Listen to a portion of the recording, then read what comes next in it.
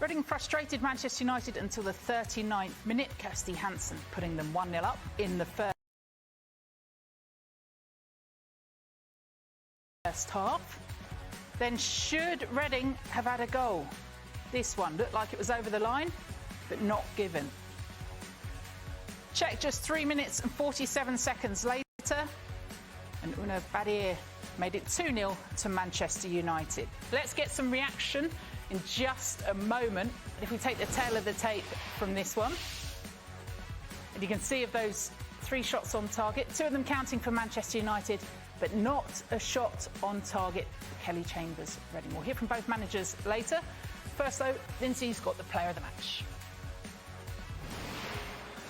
Kirsty, Hannah, let's start by getting your thoughts about that match. Kirsty, you got the very first goal of this brand new WSL season. How was that for you out there? Yeah, it was a tough start. They put a lot of pressure on us, but yeah, we eventually started being more patient on the ball and more patient in the final third, and it eventually paid off for the goals. And you were clinical because that was the first shot on target, and you've been doing that last season as well. Yeah, definitely. We've been working on it in training. Obviously, we've got a lot of forwards. We want to obviously make an impact, so we've been working on that in training, and delighted for it to pay off as well. Hannah, brand new team, very busy night for you. You were getting across that pitch. Keeping the clean sheet important for you? Yeah, massive. I think obviously we know keeping clean sheets is going to win us championships. That's the main thing, and obviously when we got forwards that we've got who can score goals at the other end, it makes it a lot easier for us. Now, how close were you to see the Brooke Chaplin effort? Do you think that maybe crossed the line? I don't know. Did you see whether Brooke Chaplin's effort crossed the line? Champion, I can't. You can't hear? No. That's the beauty of the home crowd. Yes. Kirsty, I wanted to ask you as well about the through ball that you got. Ella Toone, 2 assists tonight. Yeah, absolutely brilliant. We know Toone can get on the ball, turn players, and she's got a brilliant eye for passes, so I knew she was going to do that pass. We do it in training, and she came up to me straight away. She went, it's finally paid off. We did it in training, so yeah, well done to Ella Toone. She knows where my run is, so yeah. Hannah, how much are you enjoying being part of this Manchester United team already? I'm loving it. The togetherness we've got, I think it shows on the pitch. I think even in the hard times we come through, and like we said, we were patient, and eventually we got the win. And I'm just loving being back on the pitch and playing for this great club. We're going to ask you to do the honours. So the Barclays player of the match goes to you, Kirsty, if you can hand it over. Well deserved, mate. Thank you. Well done. Thank you very much. She should have said, I didn't hear you then. Was it me? Am I player of the match? It was timely as well, Hannah, then avoiding that question about whether it was a goal or not, giving it one of them. Yeah. She knows what she's doing. We won't let the managers get away with that, will No. we? Casey, seeing that change for them, there must be a certain element of pride for you as well, particularly with the likes of Ella Toone and the performance we saw from her. Yeah, massive. Listen, I sit here, I love that club, the players, the staff. So when they win, you know, I feel like I've played a little part in their history. So to watch them grow and watch them play out there, and Kirsty Hansen, who started pre-season and playing in with belief, and Ella Toone getting on the ball, you know, fantastic to see. And it's credit to their hard work. All right, Casey, of course, the old Manchester United manager. Let's talk to the current incumbent. Mark Skinner joins us live. Hiya, Mark. Hi everyone, how are you? We're all right. A little bit of a delay for us, Mark, but lovely to have you with us. First game in charge at Manchester United, first win. Easy this football, arc, eh? Oh yeah, I wish. No, it's very much a hard work in progress, and the players have been tremendous since I've come in, and they've given lots and lots of energy to what we want to do, and hopefully you've seen a little glimpse of that today, because I think you'll see much more as we go throughout the season. But Congratulations, good to see you back. Just talk to me about how narrow your team set was. I was intrigued at your full-backs at times, Hannah Blundell and Badir, how narrow and compact they were.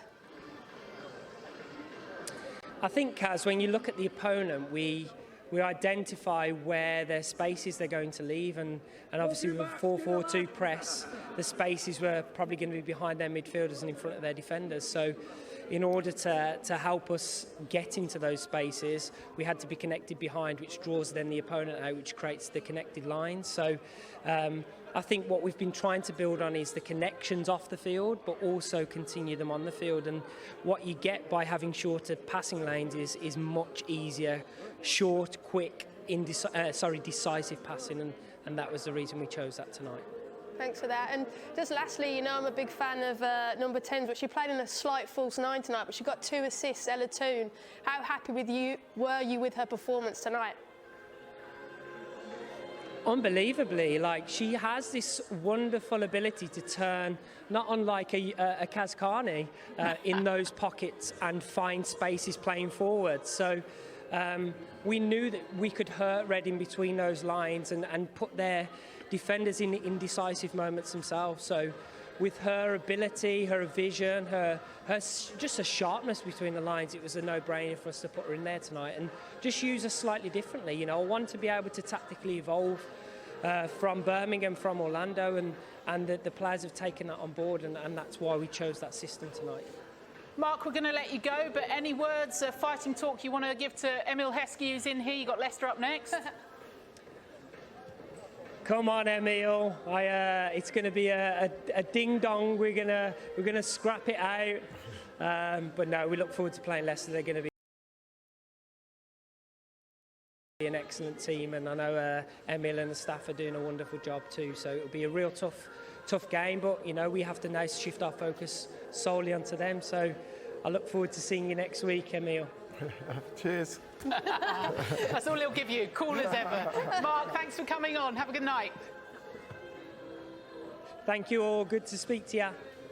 Mark Skinner, Manchester United manager, after that 1-0 win tonight. He didn't dodge it, did he? You know, changing into the narrow formation and explaining his thinking behind it. Yeah, no, he is very honest. You know, I don't think I'd be as honest. I'd be keeping my tactics as close to my chest as possible. I know he's played that, but he's given his reason. But I think he will be adaptable. I think, you know, if you come play that narrow against a Chelsea or an Arsenal or a City, I think he could get exploited. So he'll change it. As he said, he will be adaptable to the team that you play against. And he spoke about his learnings from Birmingham and from Orlando. And I think, like I said at the start of the show, he'll be a hybrid of that and try and mix it up. We are going to see the goals in just a bit. But, Emile, have you learnt from that? You know, how you can tactically perhaps cause them those problems? Again, you learn from every game that you watch. Again, you look at that and you look at the spaces you can exploit.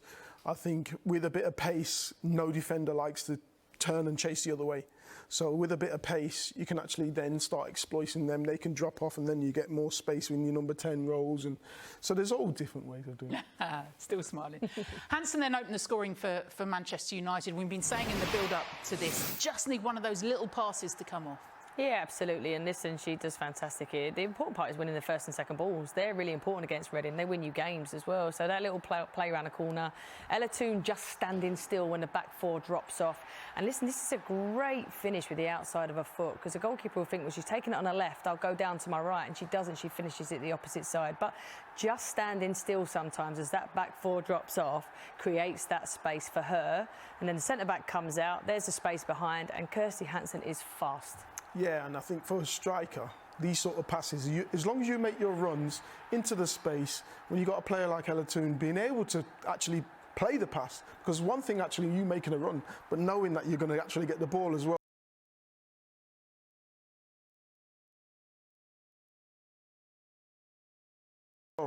And then it's whether you can actually finish, and she's finished that very well. She doesn't even look for the player. You know, those last two angles, she's just looking for the space, because she knows that Hansen's quick. And Hansen said that in the interview, you know, she picked me out. And she just doesn't look for the player, she looks for the space. And she looks where the defender was. And it's like an NFL pass, you know, straight through the heart of it, looking for that. And it was a brilliant little through ball. And like I said, 2 assists, what a little player she is. Quarterback in the making. Hopefully we're going to hear from Kelly Chambers in just a bit, the Reading manager. We all know what we're going to talk to her about. But let's have a look at the goal that did stand, 2-0 for Manchester United. Again, question marks, Casey, for you, for the defensively, what they were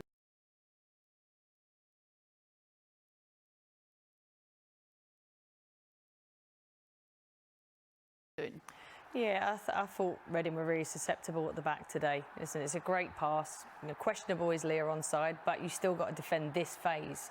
So now, I think the centre-back's got to come out, got to get tight to Ella Toone. You allow her to turn. That drags the midfielder from being central, which allows on a Battier to get in on her right foot, and she can play off both feet. So here, is she offside? Questionable. Okay, isn't given. Now you've got to defend the next phase. So as the play goes on, you know, Leah's touch takes her slightly wide. Reading are in good shape. Good. So as we pause it here, the centre-back's got to come out and get... There's no one. You've got two centre-halves free. So come out and get tight, stop her turning. That allows Chloe Peplow, the central midfielder, to stay central. So when the fullback comes inside, she can defend that area of the pitch. She doesn't do that. Ball goes in, no pressure, can turn. Centre midfielder gets dragged out. That opens up that space. And this...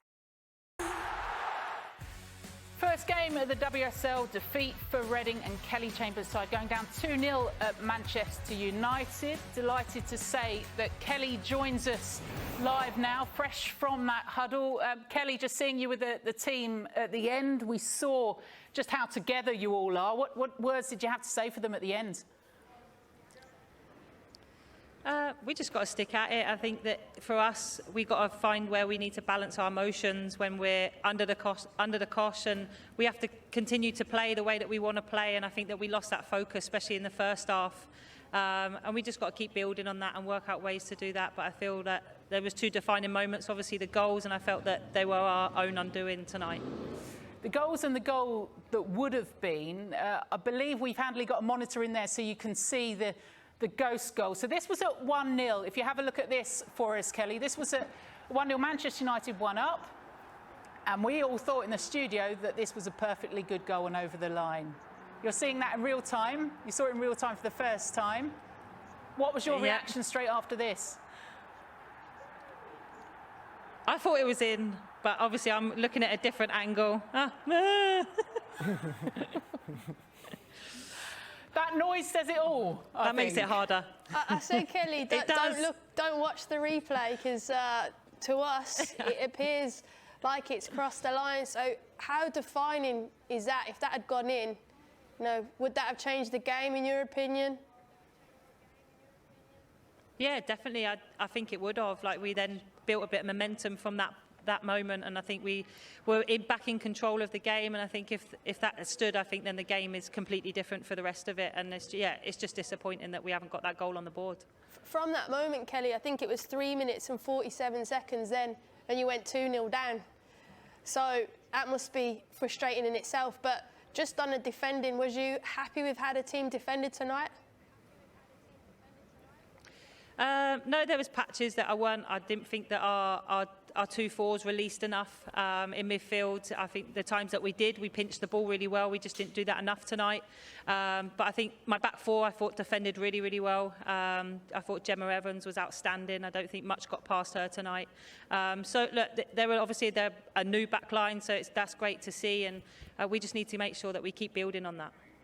Hi, Kelly, it's Casey. I just noticed a slightly different start. Hey, Casey. Hi, are you okay?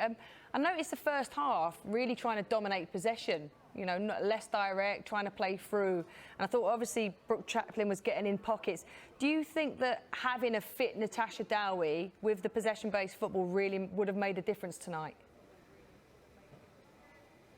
Yeah, I think so. I think that, like you said, I think that the aim was to find those gaps for Brooke tonight. There was, when obviously we've watched and we've seen gaps in between lines, between their back line and their midfield. So when Brooke was finding those areas, we needed to do more once she did receive it. And for us, yeah, if you add an experienced Natasha Dowie into that, maybe we might have had a little bit more possession higher up the pitch, and then obviously, hopefully get into the final third more.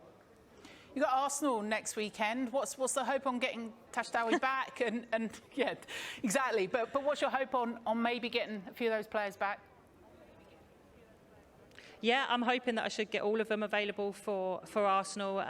With obviously Deanne was on the bench, but she's just come back from the Olympics and not do too much. So we need to build her well. And but yeah, hopefully I'll get Tash back, and hopefully I'll have Justine in next week. So again, we'll have obviously a stronger squad going into that game.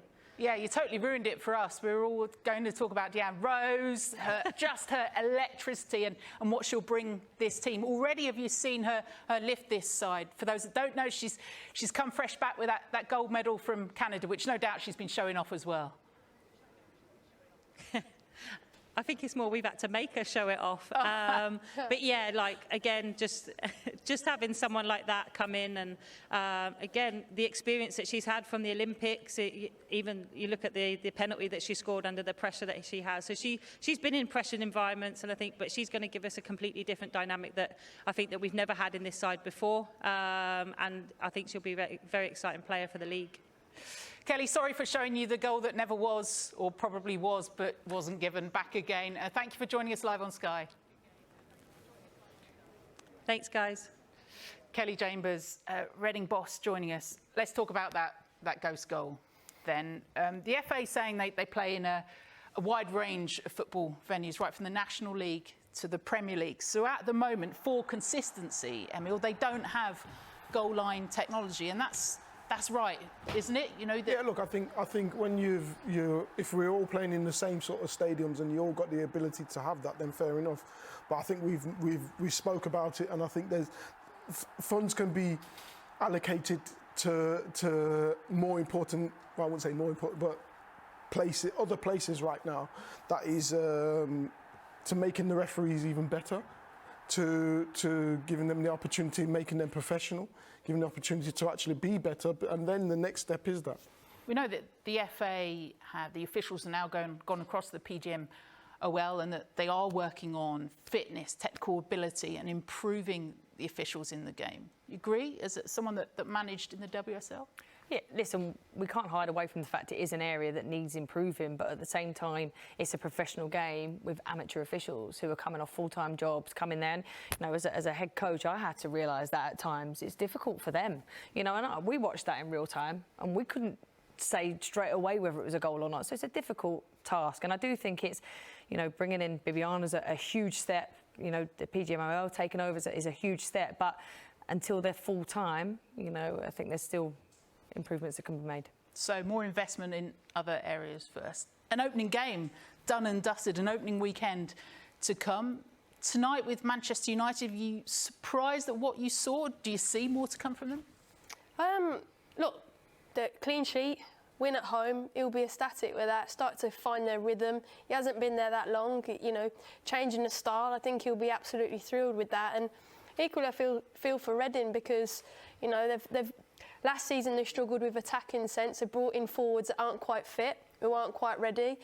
And as Kelly Chambers alluded to, when she gets those fit centre forwards back, they might be different as well. So overall, not a competitive game, fantastic goals, brilliant players, and I think there's more to come for sure.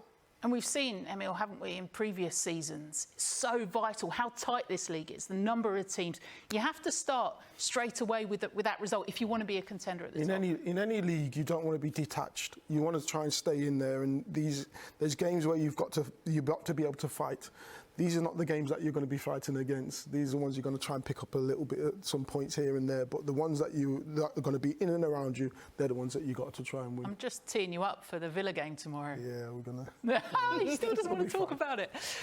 Casey, having seen that tonight, Reading will be all right come the end of the season, won't they? Yeah, listen, they've got players to come back in. That wasn't their fully fit squad tonight. They've got Natasha Dowie to come on, Deanne Rose to come. That's two really exciting players to come into their attacking line because they dominated possession for the first 30 minutes. They just couldn't do anything when they got in the attacking third. You add them players, I think they'll be fine.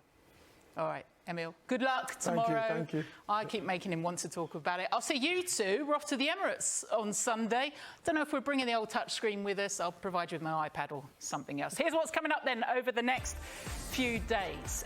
Day 3 of the 4th test of the series. Level, of course, the series at 1-1. England up against India from 10:15 on Sky Sports Cricket. England-New Zealand, that second T20 after England thumped New Zealand at Chelmsford. Tomorrow, 6:45 on Sky Sports Cricket for that. Then qualifying for the Dutch Grand Prix, 11:30 a.m. tomorrow on Sky Formula 1.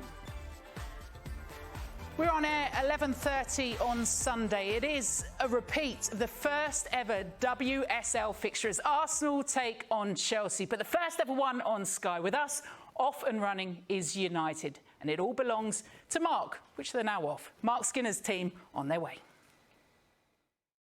We are delighted to be bringing you the Barclays FA Women's Super League.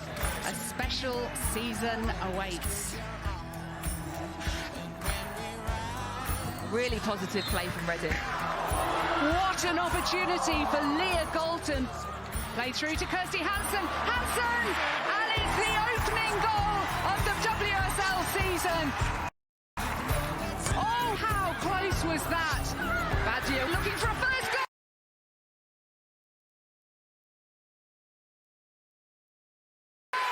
For Manchester United. Concludes our first WSL match on Sky Sports.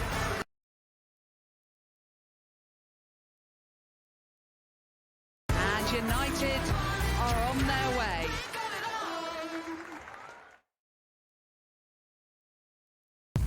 Sky Sports Premier League. Feel it all.